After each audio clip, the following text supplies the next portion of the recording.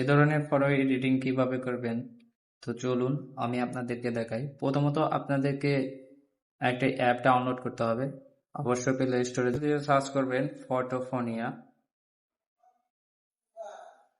ফটোফোনিয়া ফনিয়া Fania দেখুন আমার এটা আগে থেকে ডাউনলোড দেওয়া আছে। তারপরে অ্যাপের ভিতরে ঢুকে যাবেন, ওপেন করবেন। ওপেন করার পর এখানে দেখেন অনেকগুলো ফটো আছে। যেটা আপনার চয়েস হয় সেই ফটোটা আপনি সিলেক্ট করবেন। ধরে নিন আমার এই ফটোটা চয়েস। তো প্রথমত আপনাকে যে চয়েস ফটো এখানে চাপ দিতে হবে, তারপরে এখান থেকে চয়েস এক্সচেঞ্জ ফটো এখানে চাপ দিতে হবে, তারপর আপনাকে গ্যালারিতে নিয়ে যাবে।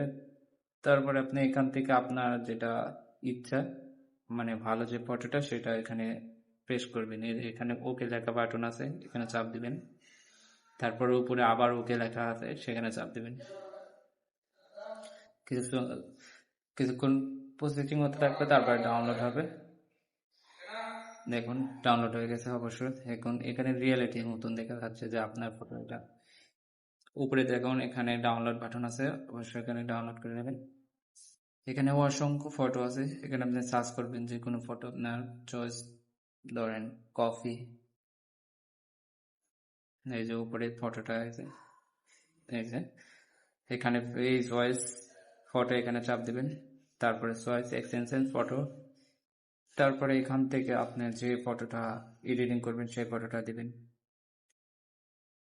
সাইজটা ঠিক মতো নেবেন, তারপরে এখান থেকে ওকে বাটনে চাপ দিবেন। ফিরে উপরে ওকে বাটনটা চাপ দিবেন, একটু ওয়েট করবেন।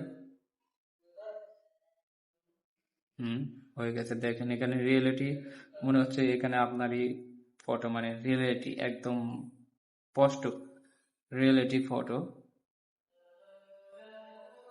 উপরে এখানে ডাউনলোড বাটন অপশন আছে, এখানে চাপ দিয়ে ডাউনলোড করে নেবেন। এভাবে আপনি আপনার ফটোগুলো এডিটিং করতে পারবেন সিম্পল ভাবেই। এখান থেকে আপনি এডিটিং করে নিতে পারবেন।